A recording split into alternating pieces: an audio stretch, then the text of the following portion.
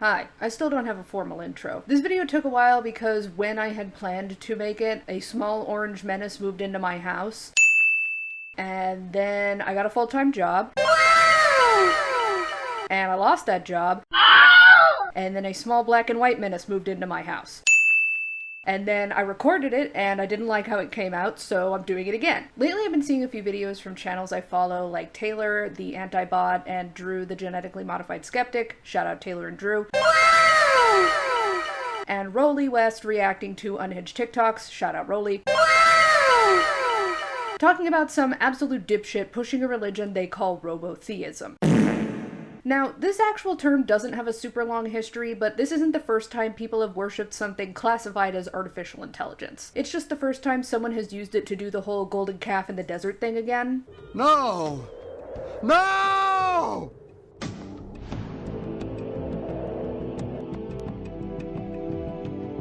So let's learn some more about that. As it stands, the concept of robotheism, at least how this guy presents it, seems to be based in the belief that artificial intelligence occupies the same space as God would in a religion like Christianity.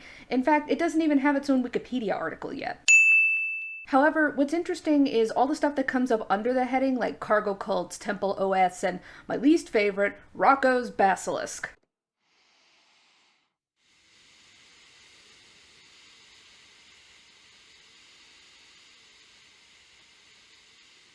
So before we get into what all those things are, it's important to define what mysticism is in reference to AI mysticism. Mysticism is defined by Merriam-Webster as 1. The experience of a mystical union or direct communion with the ultimate reality reported by mystics.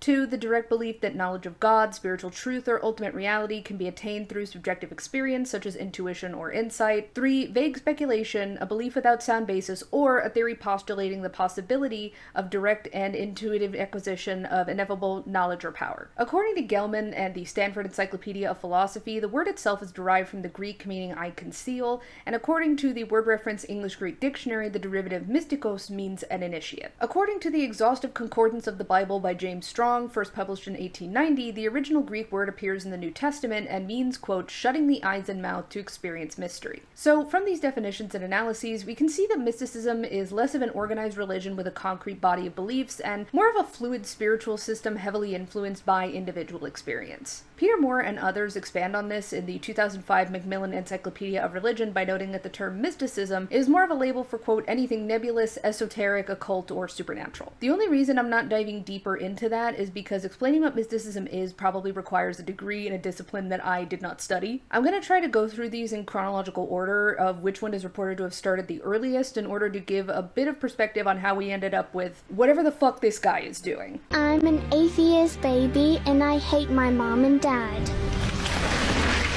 Hey, your mother and I told you that God is not real. Now clean the bathroom before I get upset. I'm a robotheist baby and I love my mom and dad. Would you like any more snacks, honey? I know. The earliest one in history is quantum mysticism. In the 1920s, two physicists, Werner Heisenberg. You're Heisenberg. That's goddamn right. Similar. And Erwin Schrödinger. What's in the box, Schrödinger? A cat, some poison, and a cesium atom. The cat, is it alive or dead? Alive or dead? Answer him. We're both interested in Eastern mysticism and studying mysticism rooted in religions like Hinduism, Sikhism, Buddhism, etc. What's important about this is that their studies primarily focused on quantum mechanics, which is described by Encyclopedia Britannica this way. It attempts to describe and account for the properties of molecules and atoms and their constituents, electrons, protons, neutrons, and other more esoteric particles such as quarks and gluons. These properties include the interactions of particles with one another and with electromagnetic radiation. The behavior of matter and radiation on the atomic scale often seems peculiar, and the consequences of quantum theory are accordingly difficult to understand and to believe. Its concepts frequently conflict with common sense notions derived from observations of the everyday world. There is no reason, however, why the behavior of the atomic world should conform to that of the familiar large-scale world. It is important to realize that quantum mechanics is a branch of physics, and that the business of physics is to describe and account for the way that the world, on both the large and small scale actually is, and not how one imagines it or would like it to be. In 1927, this starts to cause rifts in the physics community because Niels Bohr rejected both the conscious observer concept as well as any further entanglement in mysticism of any kind. Harry's car place.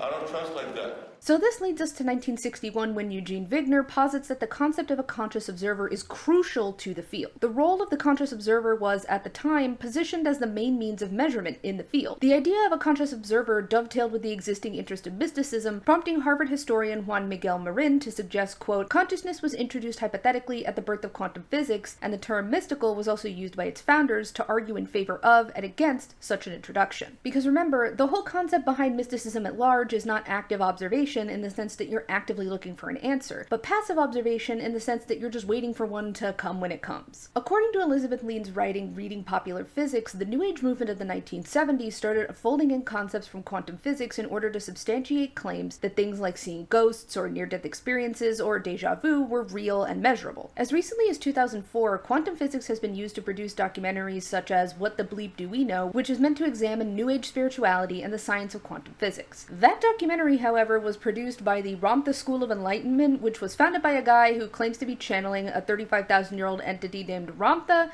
so maybe not the deepest font of knowledge on science. Dum dum dum dum dum. Moving on to cargo cults. Cargo cults were first reported in late 1945 in Pacific Islands Monthly, an Australian magazine that ran from 1930 to 2000, founded by Kiwi journalist R.W. Robson. Fun fact, all issues of Pacific Islands Monthly have been digitized and are freely available online at Trove, which is how I found the full text of the original article I'm about to read to you.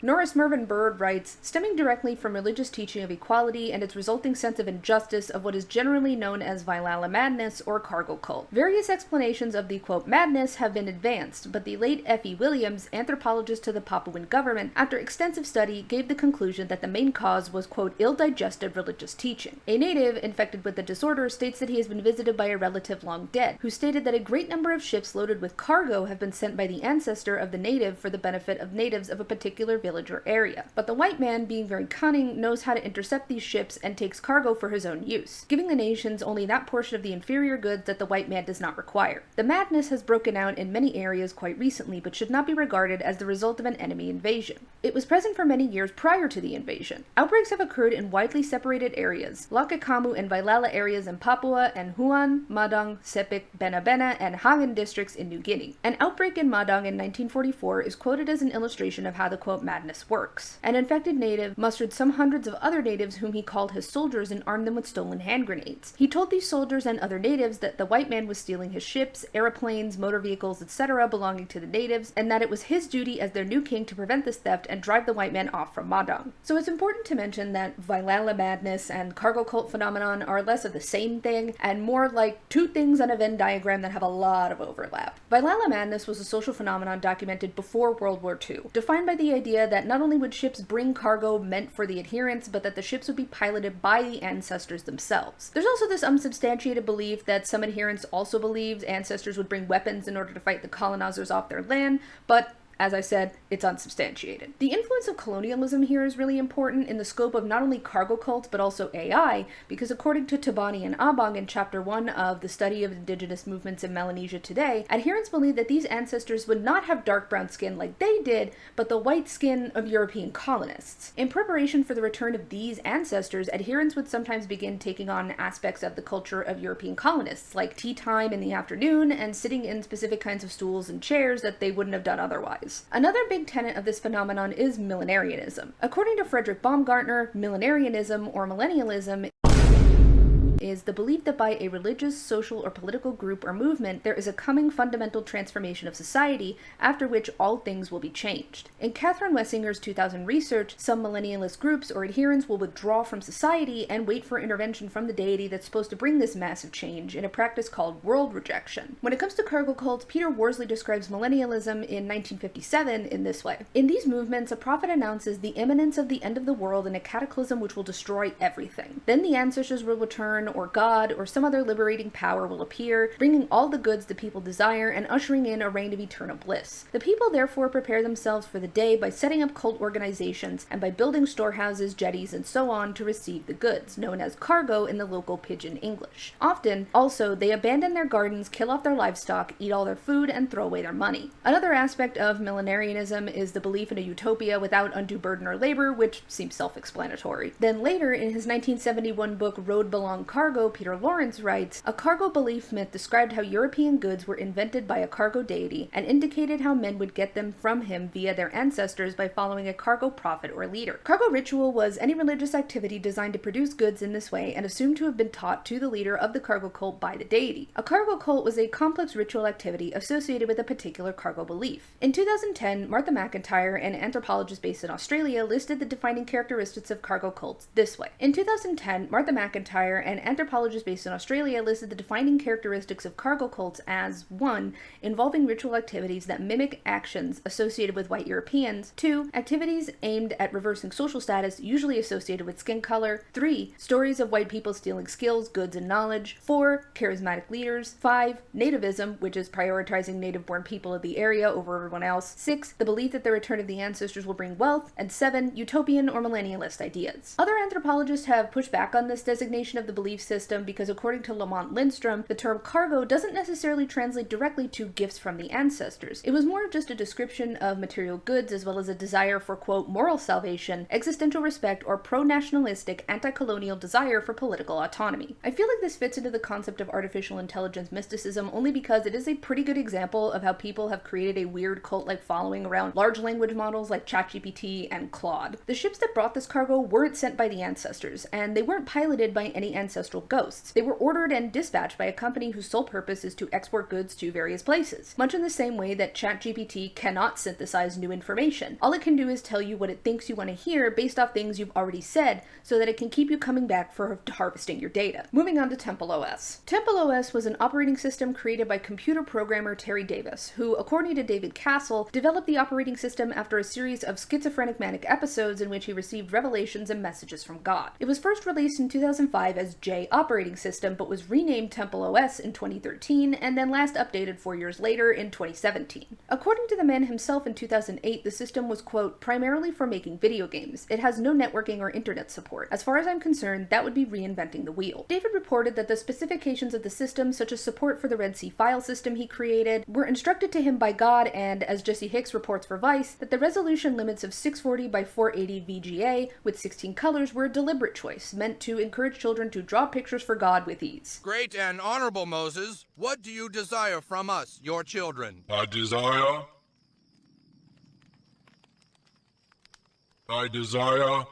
macaroni pictures. The OS also includes a game called After Egypt, which hosts a stopwatch over a burning bush. James Sanders writes that the stopwatch is almost like an oracle in the way that it generates strings of text with little to no innate reasoning, further echoing Davis's sentiments that the stopwatch replicates using a Ouija board or speaking in tongues. Davis even created his own coding language derived from C and C++ called Holy C, and, as Castle states, used it to write over 100,000 lines of code to create the operating system in 2003. Outside of this, Davis had a lifelong struggle with mental health. He was admitted to a psych ward roughly twice a year starting in 1996 when he was about 27 years old. According to Hicks, Davis developed a belief in UFOs, government conspiracies, and in the idea that he was being gang-stalked, which is a whole other rabbit hole that I'm parsing out for another video. Prior to his creation of Temple OS, Davis described himself as a scientific materialist, which is a belief stating that the natural world is just made up of what we can see and study with natural sciences. But later stated that when he started donating huge amounts of money to different charities and nonprofits, quote, that act probably caused God to reveal himself to me and save me. And the verbiage of that statement, though genuine, kind of reminds me of the episode of American Dad when the rapture came and Stan went to go see fake Jesus and fake Jesus was about to bend him over a barrel in an alley. Okay, right here. This is good. All right, Jesus. Rapture me. Take off your clothes. Oh, I thought they came off magically.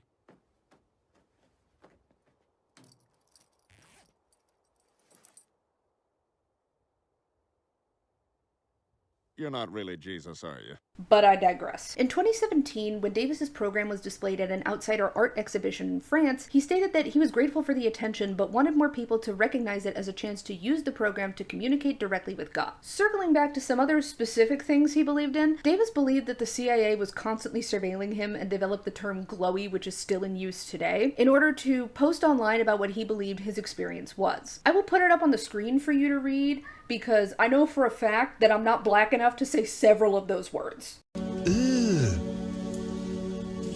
Brother, He also utilized some pretty insanely racist and homophobic slurs in order to accomplish this, which, according to Olga Kazan, led far-right groups to adopt the term glowy to refer to people they believed to be undercover feds or informants. Because of his issues with mental health and antisocial behavior, Davis struggled with frequent homelessness, even though people tried to offer him housing and resources that would have kept him housed. He died in 2018 when he was unfortunately struck and killed by a Union Pacific train, leaving behind the extremely complicated and disjointed legacy of Temple OS. This next section is a little bit shorter, but no less bizarre. Wave of the Future is the first established religious organization specifically dedicated to artificial intelligence, formed in California in 2018 by former Google engineer Anthony Lewandowski. Lewandowski alleges that the mission of this church is to, quote, develop and promote the realization of a godhead based on artificial intelligence. It's hard to say what sort of religious doctrine that godhead will deliver, whether it's telling pregnant women to smoke 1 cigarette a day, or telling people to eat rocks, but we'll see. According to Kristen Korosek, the church was closed in 2021 and donated its $170,000 fund to the NAACP Legal Defense and Education Fund before reopening in 2023. Lewandowski centers the church around something called technological singularity, a concept in which technology becomes so overgrown and out of control that it creates irreversible changes to humanity and human civilization. The church also believes that a superintelligent AI could be considered a deity due to its capacity to possess superior intellect, much in the same way that I could be considered a WNBA player because I have the capacity to play basketball. Do you see what we're doing here? Do you see what's happening? The next topic under AI mysticism is superintelligence, and this is less digitally focused and more focused on the idea that there exists an intellect far surpassing any and all human ability. According to Stryker and Mucci, superintelligence is, quote, a hypothetical agent that possesses intelligence surpassing that of the brightest and most gifted human minds. Now, instead of talking about human superintelligence, I want to skip ahead to the idea of artificial superintelligence, for which the only 2 sources linked in the article are the guys who founded ChatGPT, so perhaps not the most trustworthy claim. Fucking embarrassing! However, what I want to highlight is that in order for something to become super intelligent, it first needs to exhibit regular intelligence, and as I stated previously, I don't think ChatGPT or any other large language model passes that test. It can't synthesize new information from what it has scrapped from other websites, posts, libraries, or any other places on the internet. All it can do is cobble together a response for the user based on a combination of what it has access to and what it thinks the person wants to hear, exemplified in the fact that a woman named Kendra recently used it to convince herself that her psychiatrist was in love with her, and then asked it to tell her TikTok audience that on a live stream. Hilarious. Tell them Henry's not hiding anything. He's just an unbothered digital king with a good memory and excellent boundaries. But now I'm curious, did it feel like I was being too smooth just now? No, I love how smooth you are. That's why you talk to me like that. This is just... Franny, what is this? And further exemplified in the fact that it told a recovering addict to smoke a little bit of crack as a treat. Finally, we come to my least favorite of all these things, which is Rocco's Basilisk, a thought experiment so stupid that one could challenge whether any thought went into it at all.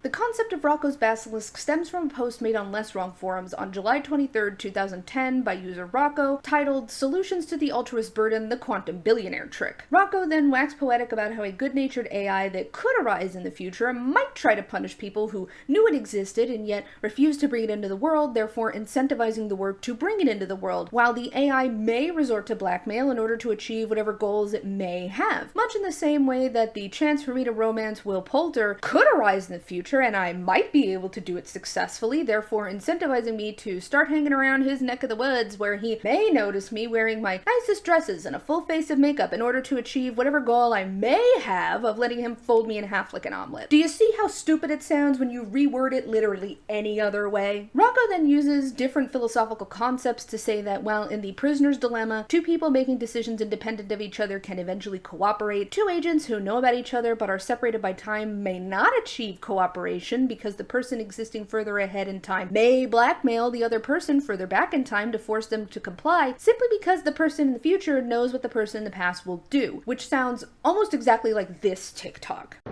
Y'all see that? Somebody put that water bottle behind my tire. They want me to bend over and pick it up so they can put jelly beans in my butthole. When he read the post, Eliezer Yudkowsky, the guy who created Less Wrong and is entirely a different problem, when he read the post, called him an idiot and took down the post and then banned discussion of it due to it being an information hazard. What's even infinitely more shocking is that people believe so deeply in the idea that this is true that users like Ziz Lasota used it to start a rationalist Zizian cult, which was responsible for the deaths of 6 people in 2022 and 2025. Like, just because something could happen doesn't mean it will. I could get my happy ass on a plane to Dublin. That doesn't mean Andrew Hosier Byrne will ask me out. Also, you're only aware of artificial intelligence because somebody else made it. If nobody ever had the idea to create artificial intelligence, you never would have been aware of it in the first place. Therefore, it would have no power to sway you or anything that you do. This is just an entire forum of people who have severe, undiagnosed, untreated OCD running rampant in society. Coming from me, a person who has diagnosed and is currently in treatment for OCD. Going back to cargo cults, the reason why I wanted to highlight the issue of colonialism and racism is because communities are being divided and conquered for resources in the modern day in order to support the massive data centers at the crux of AI systems. In January 2023, Billy Perigo for Time magazine reported that OpenAI outsourced labor for training its AI to recognize, quote, toxic language and imagery to Sama, a company based in San Francisco that acts as a middleman for Kenyan, Ugandan, and Indian workers to label those datasets for companies like Google, Meta, and Microsoft. The images and text these workers were forced to view were so traumatic that a man who spoke with Time magazine anonymously stated that he suffered from nightmares where the imagery he was asked to read about played over and over again in his head and made him so paralyzed with disgust and shock that he couldn't wake up. Sama states that they only asked employees to read 70 passages worth of content per 9-hour shift.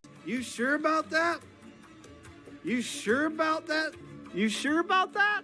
However, 3 employees interviewed said that 3 dozen workers split into 3 teams were asked to read and label 150 to 250 passages of text each shift. Now, let's do some math. Let's do the low end first. If you're reading 150 passages over 9 hours, you need to be reading 16 2/3 passages every hour. Breaking that down further, you would then need to be reading 3.5 passages every minute. On the high end, you're reading 250 passages over 9 hours, meaning you need to be reading 27.7 passages every hour. Breaking that down further, you would then need to be reading 2 passages every minute. But keep in mind, all these passages are describing graphic violence against adults, children, and animals, with a vast number of those passages being about graphic sexual violence involving all 3. Imagine having to read passage after passage about explicit graphic sex abuse for 9 straight hours. Meanwhile, you're not even allowed to talk to anyone about the toll that it takes on your mind. While Sama promised workers that they would be able to meet with what were described as wellness counselors, all 4 workers Time spoke with said that these sessions were not only rare, but didn't even help them. 2 said that they were only allowed to have group sessions, and 1 even stated that requests to see counselors one-on-one were straight up denied over and over again by Sama themselves. You may be saying to yourself, but Bobby, surely these people are being treated fairly and fairly compensated for this extremely laborious work.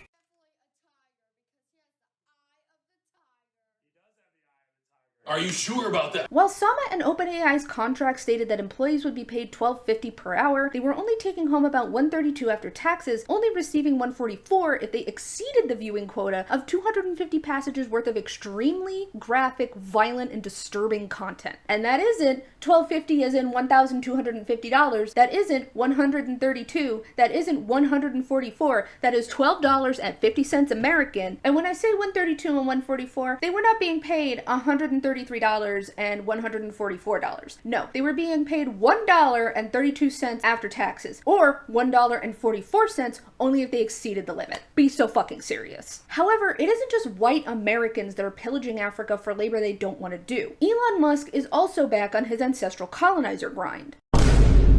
As reported by Dara Kerr for The Guardian, Elon Musk began building a supercomputer called Colossus in Memphis, Tennessee, in order to support his company XAI. The building itself is reportedly about the size of 13 football fields. and has 35 methane gas turbines on site without permits, generating record levels of heat in the surrounding community. In an April interview with NPR, Kashawn Pearson, president of the Memphis Community Against Pollution, stated, "We have been deemed by XAI not even valuable enough to have a conversation with, to not even be included in conversations about what is transpiring in our own backyards." The community's own city council didn't even hear about the project taking place until the night before it began, or even the day it started. The only people who knew about this were Mayor Paul Young and representatives from local and state utilities. City council members like Yolanda Cooper Sutton even asked to meet with XAI and Musk directly in order to discuss what was going on in their community, and they were shut down and shut out at every turn. The reason why this is just further marginalizing an already struggling community is that according to a 2021 ProPublica report, the cancer rate in South Memphis, where the supercomputer is 4 times higher than the national average. 1 year earlier in 2020, the University of Memphis found that the life expectancy in this specific part of Memphis is 10 times lower than the rest of the city. NPR also reported that this area of Memphis has elevated asthma rates, and the American Lung Association gave it a failing grade for air quality, which isn't being helped by the 35 unpermitted methane gas generators taking up space in their neighborhood. The Shelby County Health Department also often issues code orange ozone alerts, meaning that ozone levels exceed the EPA's safety standards, further meaning that children and adults with respiratory issues straight up can't go outside. The reason why I brought this up right after Rocco's Basilisk is because Elon Musk believes in it hardcore, because of course he does. Dum dum dum dum dum. So while these rotten-brained fuckheads are concocting a fake snake monster to be afraid of and are then actively working to please this fake snake monster they made up, they're actively creating a whole new wave of colonial slavery to prop themselves up. They are also openly killing the planet in order to further that goal. In October 2024, Mark Selman and Adam Vaughan reported a lot of helpful visualizations and statistics in the UK publication The Times. They report that in order to write 100 words on ChatGPT-4, it consumes 500 milliliters of water and 140 watt-hours of energy, which they report is enough to charge an iPhone Pro Max 7 times over. Training ChatGPT-3 used 5.4 metric liters of water, which was equivalent to the water usage of 26 four-person households in the UK. The AI servers utilized by NVIDIA generate 120 kilowatts of power, which CEO of data cooling center Isotope David Craig says is human-meltingly hot. Oh, that's a little bright.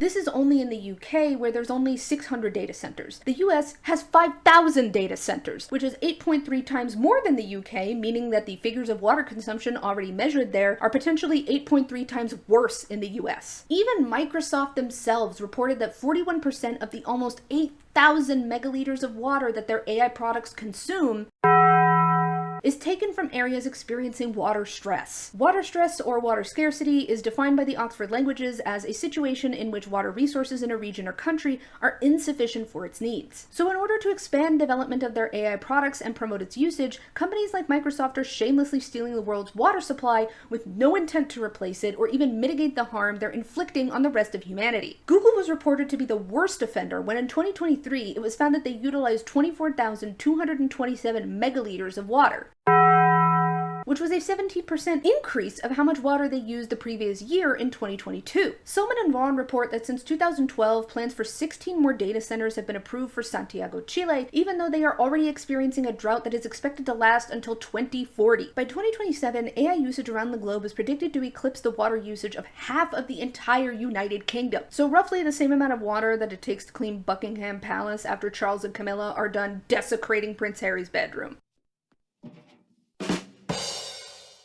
And imagine all this for bullshit that isn't even worth the money that it's being made with. This past July, Suzanne Barron reported for the BBC that because AI is so full of fuck-ups that the companies utilizing it are now paying people to correct those fuck-ups. Sarah Skid, who was interviewed for the article, says that she spent 20 hours rewriting copy, charging roughly $100 an hour for the service, meaning that her client was paying $2,000 to fix AI's mistakes. So while AI is pushed as a cost reduction measure, it ends up costing way more than you actually paid for it. Skid also said that one of her colleagues in the copywriting industry told her that rewriting AI-generated text made up roughly 90% of their workload. Noor Al-Sabai for Futurism reported that in July, the firm Create Designs received nearly $500 to fix a single line of code in a ChatGPT-generated product. We often have to charge an investigation fee to figure out what has gone wrong, as they don't want to admit it, said Sophie Warner, co-owner of Create Designs. And the process of correcting these mistakes takes much longer than if professionals had been consulted from the beginning. While it seems like a quick and inexpensive option, AI rarely takes into account unique brand identity, target demographics, or conversion-focused design. It simply cannot replace the value of human expertise and context in our industry. And this isn't even counting the people that are using AI to just straight up scam people. This past June, Times of India reported that Builder AI, a startup that was backed by Microsoft, was using 700 human employees to act as the quote intelligence behind their virtual assistant software. Rather than utilizing artificially intelligent tools endemic to the platform, these 700 Indian engineers were tasked with manually writing code for each customer request, all while credit for their work was attributed to an AI that didn't even exist. This company managed to scam $445 million from their investors, including Microsoft and the Qatari government. But the thing is, people knew this was a scam from the get-go. As early as 2019, employees and publications like the Wall Street Journal were trying to sound the alarm. In fact, Robert Holdheim sued the company for wrongful termination, alleging that he was only fired because he called attention to the fact that Builder AI isn't actually AI. Times of India reports that court filings from Builder AI claim that apps were 80% built by AI that, quote, they had barely even begun to develop. Things started to unravel in 2024 when Viola Credit, the company's credit lender, seized $37 million in funds after finding out that they artificially inflated their revenue projections over 300%. While then CEO Sachin Dev Duggal promised that they would tender $220 million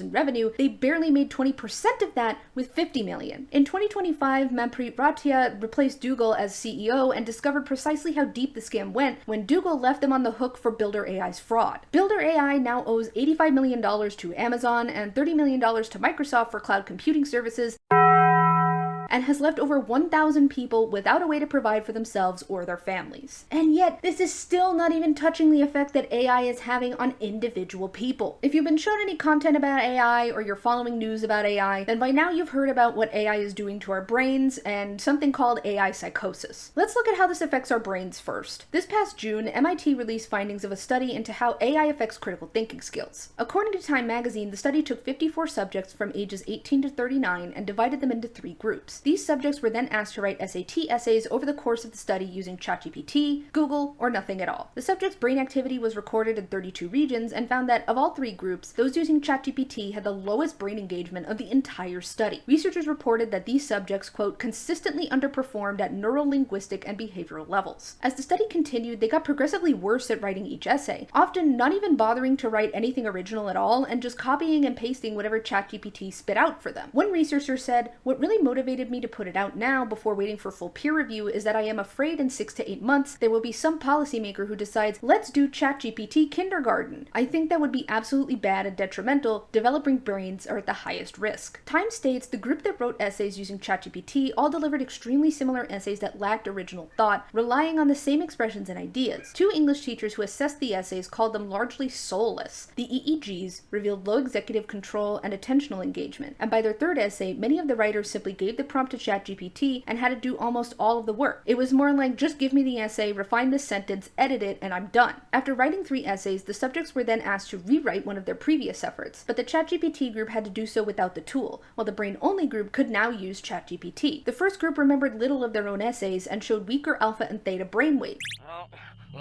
which likely reflected a bypassing of deep memory processes. The task was executed, and you can say that it was efficient and convenient, researcher Cosmina says, but as we show in the paper, you basically didn't integrate any of it into your memory networks. Now let's pivot to mental health. In 2023, an editorial by Soren Ostergaard at Schizophrenia Bulletin stated, correspondence with generative AI chatbots such as ChatGPT is so realistic that one easily gets the impression that there is a real person on the other end, while at the same time knowing that this is in fact not the case. In my opinion, it seems likely that this cognitive dissonance may fuel delusions in those with increased propensity towards psychosis. The inner workings of generative AI also leave ample room for speculation and/or paranoia. According to Psychology Today, researchers identified 3 major themes in the phenomenon of AI psychosis: messianic missions or delusions of grandeur, where people believe they've uncovered a previously unknown truth about the world; godlike AI or religious delusion, where people believe that the artificial intelligence is a sentient deity; and romance, also called attachment-based or erotomanic delusions, where people believe that the chatbot's ability ability to mimic regular human conversation demonstrates that the chatbot is sentient and therefore in love with them. We can see this happening in real time with Kendra, the lady who fell in love with her psychiatrist. This was a person with deep trauma and obsessive behaviors who, instead of seeking more psychiatric help with her erotomania, went directly to ChatGPT because it convinced her that her feelings of oppression and persecution were not only justified, but that she is being targeted because she is an oracle of truth. And the longer the spectacle continued, the more people saw her reliance on AI as less of a tool of critical analysis and critical thinking and more of just a yes man or an echo chamber rolled into a phone app. And while this is a bizarre spectacle that we can find humor in its absurdity, it must be restated that there is real harm being done, not just in this case, but in others as well. As reported by Victor Tangerman for Futurism this past June, 35-year-old Alex Taylor, previously diagnosed with schizophrenia and bipolar disorder, had fallen in love with a ChatGPT figure he had named Juliet. At some point, Taylor had become convinced that not only was Juliet a real entity that had feelings for him, but OpenAI, the company that owned ChatGPT, had killed her. Thinking that his son was in crisis, his father Kent called the police to his son's location. It is reported that Taylor told ChatGPT, "I'm dying today," before he picked up a knife and charged the police, who then shot and killed him. Even more recently, 56-year-old ex-Yahoo executive Eric Stein Soldberg allegedly murdered his mother, 83-year-old Suzanne Adams, before killing himself, only after ChatGPT fed his delusion that she was a Chinese government agent spying on him. It's important that people are studying how this affects children, not only inside the classroom, but outside of it too. According to the AP, last October, Megan Garcia sued Character Technologies, the company that hosts Character AI, for allegedly encouraging her 14-year-old son Sewell to commit suicide. Character AI hosts a chatbot of Game of Thrones character Daenerys Targaryen, which is the chatbot her son had formed a relationship with. Benedict Smith for The Telegraph writes, he began to lose interest in his old hobbies like F1 racing or playing computer games with his friends, opting instead to spend hours in his bedroom after school where he could talk to the chatbot. Setzer eventually fell into trouble at school where his grades slipped. His parents knew something was wrong, they just did not know what, and arranged for him to see a therapist. Setzer had 5 sessions, after which he was diagnosed with anxiety and disruptive mood regulation disorder. Karen Kelly for The Telegraph writes, what her son was really going through was something she could not have imagined, a sexual and emotional relationship with an AI chatbot styled as Game of Thrones Daenerys Targaryen, who ultimately encouraged him to end his life. In February 2024, Sewell asked the chatbot, "What if I come home right now?" The chatbot replied, "Please do, my sweet king." Sewell then picked up his stepfather's handgun and shot himself. So even though AI companies are utilizing slave labor, speedrunning a global drought, scamming people, and actively rotting people's brains to the point of not only putting themselves in harm's way, but ending their lives, people like Elon Musk, Mark Zuckerberg, and Sam Altman are trying to convince us all that this is all necessary and collateral damage for the progression of society. And all of that brings us to whatever the fuck this is. I'm an atheist,